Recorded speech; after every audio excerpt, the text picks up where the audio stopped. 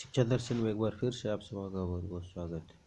दोस्तों, आज के इस वीडियो में हम लोग जानेंगे कृष्ण काव्य परंपरा या कृष्ण काव्य धारा के विषय में।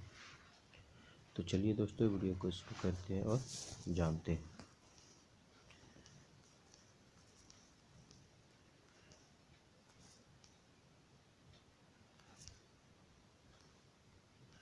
कृष्ण काव्य परंपरा।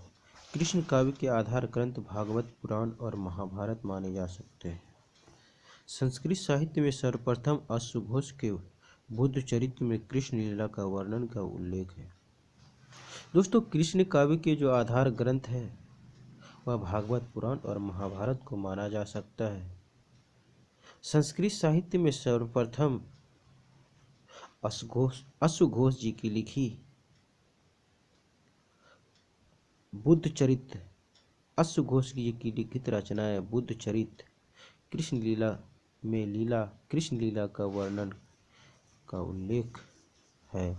राधा कृष्ण की प्रेम लीलाओं का चित्रण प्राकृत भाषा में हाल कवि द्वारा रचित गाथा सतसई, जिसे गाथा सप्तशती भी कहा जाता है, में भी किया गया है।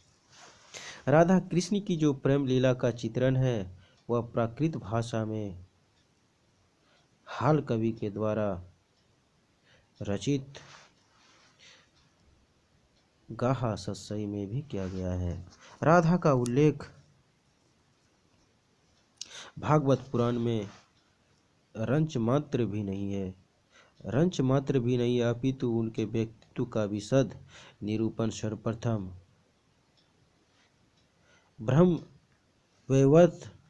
ब्रह्मवैवर्त पुराण में किया गया है। संस्कृत कवि जयदेव ने मधुर संगीतात्मक पदावली में गीत गोविंद नामक ग्रंथ में राधा कृष्ण की प्रेम लीलाओं का गान कर कृष्ण काव्य को एक नई दिशा प्रदान की है। दोस्तों, राधा कृष्ण का जो उल्लेख है वह भागवत पुराण में रंच मात्र भी नहीं हुआ है, अपितु उनके व्यक्तित्व पर विशद निरूपण सर्वप्रथम ब्रह्मवैवर्त पुराण में किया गया है। संस्कृत के जो कवि जयदेव हैं उन्होंने मधुर संगीतात्मक पदावली में गीत गोविंद नामक ग्रंथ में राधा कृष्ण की प्रेम लीलाओं का गान करके कृष्ण काव्य को एक नई दिशा प्रदान की है। हिंदी में कृष्ण काव्य के प्रवर्तक का श्रेय मैथिली कोकिल विद्यापति को है, जिन्होंने गीत गोविंद जयदेव का अनुसरण करते हुए सरस मधुर शब्दावली में विद्यापति पदावली की रचना की, जिसमें राधा कृष्ण की प्रेम लीलाओं के मादक चित्र अंकित किए गए हैं। हिंदी में कृष्ण काव्य के जो प्रवर्तक का श्रेय है वह मैथिल कोकिल विद्यापति को जाता है, जिन्होंने गीत गोविंदकार जयदेव का अनुसरण करके मधुर शब्दावली में विद्यापति पदावली की रचनाएं की है, जिनमें राधा कृष्ण की प्रेम लीलाओं का मादक चरित्र अंकित किए हैं। विद्यापति के उपरांत कृष्ण काव्य को दृढ़तर आयामों पर स्थापित करने का पूरा श्रेय अष्टछाप के कवियों को है। विद्यापति के उपरांत कृष्ण काव्य को दृढ़ करने का जो आयामों को स्थापित करने का पूरा श्रेय है वह अष्टछाप कवियों को भी जाता है। इन कवियों में प्रमुख है सूरदास, जिन्होंने भागवत पुराण का आधार ग्रहण कर कृष्ण की बाल लीलाओं एवं प्रेम क्रीड़ाओं का चित्रण करते हुए सूरसागर साहित्य लहरी एवं सूरावली की रचना की। विद्यापति के उपरांत जो है वह कृष्ण काव्य को सुदृढ़ आयामों तक पहुंचाने का पूरा श्रेय अष्टछाप कवियों को जाता है, जो कि इनमें से प्रमुख है सूरदास जी, जिन्होंने भागवत पुराण का आधार ग्रहण करके कृष्ण की बाल लीलाओं और प्रेम क्रीड़ाओं का चित्रण करते हुए सूरसागर, साहित्य लहरी और सूरावली की रचना की है। ऐसा कहा जाता है कि सूरदास ने 1.25 लाख पदों की रचना की थी, किंतु अब केवल 4-5 हजार पद ही प्राप्त होते हैं। दोस्तों ऐसा कहा जाता है कि सूरदास जी ने 1.25 लाख पदों की रचनाएं की है, किंतु अब केवल 4-5 हजार पद ही प्राप्त होते हैं। सूरदास के अतिरिक्त अष्टछाप के अन्य कवि थे कुंभन दास, परमानंद दास, कृष्णदास, छीत स्वामी, गोविंद स्वामी, चतुर्भुज दास और नंददास। सूरदास जी के अतिरिक्त जो अष्टछाप के अन्य कवि हैं वे हैं कुंभन दास, रामानंद दास, कृष्णदास, छीत स्वामी, गोविंद स्वामी, चतुर्भुज दास और नंददास जी हैं। सूरदास के साथ साथ नंददास अष्टछाप के कवियों में महत्वपूर्ण पद के अधिकारी है। कुंभन दास का कोई ग्रंथ उपलब्ध नहीं होता। कुछ पद राग कल्पद्रुम, राग रत्नाकर में संकलित है।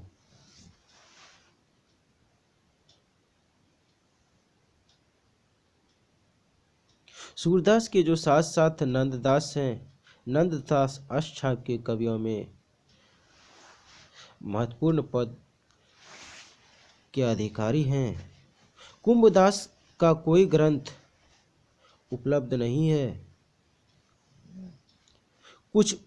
उनके जो कुछ पद हैं वह राग कल्पद्रुम और राग रत्नाकर में संकलित है। परमानंद की रचनाओं का संकलन परमानंद सागर तथा परमानंद के पद नाम से हुआ है। अष्टछाप के कवियों में सूरदास और नंददास के बाद इन्हीं का स्थान काव्य सौष्ठव की दृष्टि से है।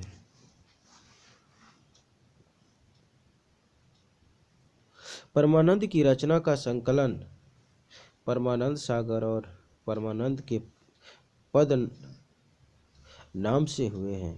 अष्टछाप के जो कवि हैं उनमें सूरदास और नंददास के बाद इन्हीं का स्थान आता है जो काव्य सौष्ठव की दृष्टि से है।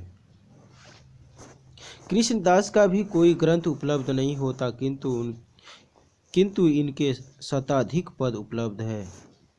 नंददास अष्टछाप के कवियों में महत्वपूर्ण स्थान रखते हैं। वे शास्त्रज्ञ, विद्वान एवं काव्य मर्मज्ञ थे। उन्होंने विविध विषयों को लेकर काव्य ग्रंथ की रचना की। इनमें प्रमुख है अनेकार्थ मंजरी, रस मंजरी, सुदामा चरित, रुक्मणी मंगल, भंवर गीत, राम पंचाध्यायी, गोवर्धन लीला, नंददास पदावली आदि।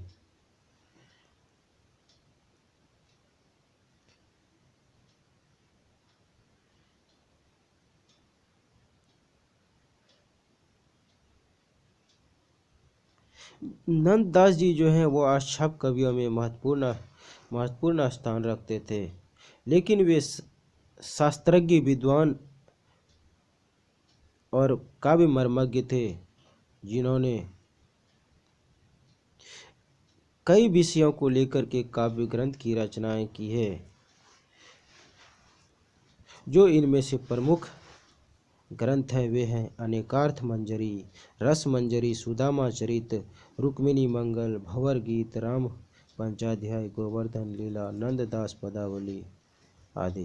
नंददास के काव्यत्व को प्रकट करने वाली एक उक्ति प्राय कही जाती है और कवि गढ़िया नंददास जड़िया, यह उक्ति नंददास के काव्यत्व की उत्कृष्टता को पूर्णतः व्यक्त कर देती है।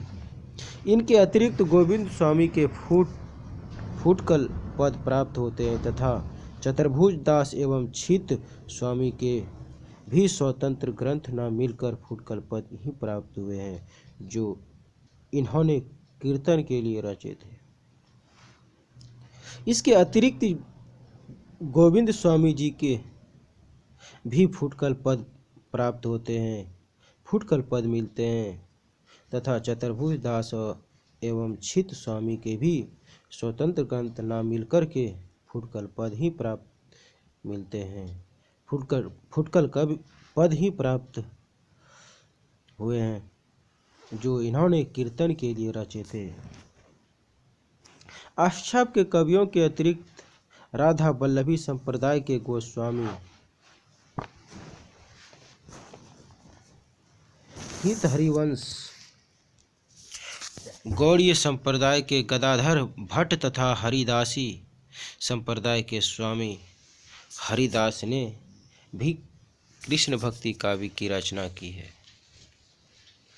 अष्टछाप के कवियों के अतिरिक्त राधा वल्लभी संप्रदाय के गोस्वामी हित हरिवंश, गौड़ीय संप्रदाय के गदाधर भट्ट और हरिदासी संप्रदाय के स्वामी हरिदास ने भी कृष्ण भक्ति काव्य की रचनाएं की है। स्वामी हरिदास प्रसिद्ध संगीतज्ञ थे। अतः उनकी कविता में काव्य और संगीत का अद्भुत मिश्रण प्राप्त होता है। इनकी दो रचनाएं उपलब्ध होती है, सिद्धांत के पद और केलीमाल।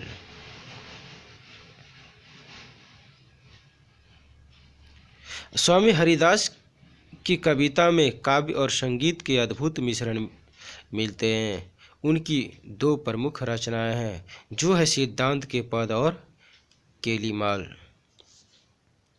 इस काल के कुछ अन्य कृष्ण भक्त कवियों में मीराबाई तथा रसखान का नाम भी लिया जा सकता है।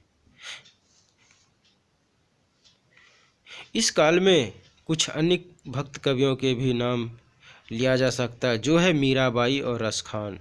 मीरा ने फुटकल पदों की रचना की, जबकि रसखान ने सुजान, रसखान, प्रेम वाटिका, दान लीला, अष्टयाम की रचना की है। इनमें से मीरा ने फुटकल पदों की रचनाएं की है, जबकि रसखान ने सुजान, रसखान, प्रेम वाटिका, दान लीला, अष्टयाम इन सभी की रचनाएं की है। इस परंपरा के एक और प्रसिद्ध कवि नरोत्तम दास हुए हैं, जिन्होंने सुदामा चरित्र की रचना की है। इस परंपरा के जो एक और कवि है वह नरोत्तम दास जी हैं, जिन्होंने सुदामा चरित्र की रचना की है।